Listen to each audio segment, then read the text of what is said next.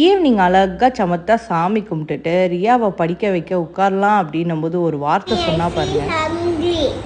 இப்படி என் பொண்ணு சொல்லிட்டா நான் சும்மா இருப்பேனா, உடனே ஒரு பேனில் நெய்யை ஊற்றி தேங்காய் பூவை அதில் போட்டு மில்க் மெய்டை கொஞ்சம் சேர்த்து நல்லா மிக்ஸ் பண்ணிக்கிட்டேன்.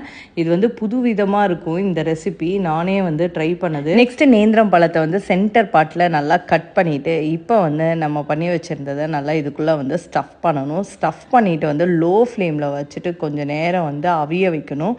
அவிய வச்சா சுவையான நம்ம ரெசிபி ரெடி ஆகிடும். ஸோ இது உண்மையாகவே டேஸ்ட்டாக இருந்தது. கண்டிப்பாக ட்ரை பண்ணி பாருங்கள். ஈவினிங் ஒரு காஃபியோ டீயோ குடிக்கலனா நம்மளுக்கு டென்ஷன் ஆகிடும். ஸோ அதனால் காஃபி போடலாம் அப்படின்னு சொல்லிட்டு காஃபி பவுடர் அண்ட் சர்க்கரை இது ரெண்டுத்தையும் மிக்ஸ் பண்ணிவிட்டு சுட சுட பாலை அதில் ஊற்றி நம்ம காஃபி ரெடி ஆகிடுச்சு. புதுவிதமாக ட்ரை பண்ணலாம் அப்படின்னு சொல்லிட்டு ஒரு மட்பாட்டில் இந்த சர்க்கரையும் காஃபி பொடியும் வச்சு அந்த கப்போட விளிம்பில் ரவுண்டாக ஒட்டுன்னு பார்த்தேன். சுத்தமாக ஒட்டலை. சரி ஓகே, மிஷன் ஃபெயிலியர் அப்படின்னு சொல்லிட்டு காஃபினாச்சும் குடிக்கலாம் அப்படின்னு சொல்லிட்டு இதில் நல்லா காஃபியை சுட சுட ஊற்றிட்டு நம்ம வாழைப்பழமும் அழகாக ரெடி ஆகிடுச்சு.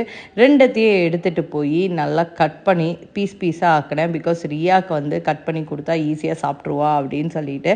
அப்படியே மழையும் வேறு லெவலில் இருந்தது. சென்னை கிளைமேட் ரொம்ப சூப்பராக இருந்தது. அப்படியே மழையை ரசிச்சுக்கிட்டே அந்த காஃபியை குடிக்கும்போது அடடடா சூப்பர் அல்டிமேட்டாக இருந்தது. இந்த டேஸ்ட்டும் வேறு லெவலில் இருந்தது. கண்டிப்பாக நீங்கள் வீட்டில் ட்ரை பண்ணி பாருங்கள். நல்ல சத்துள்ள ரெசிபி. ஸோ பாய் காய்.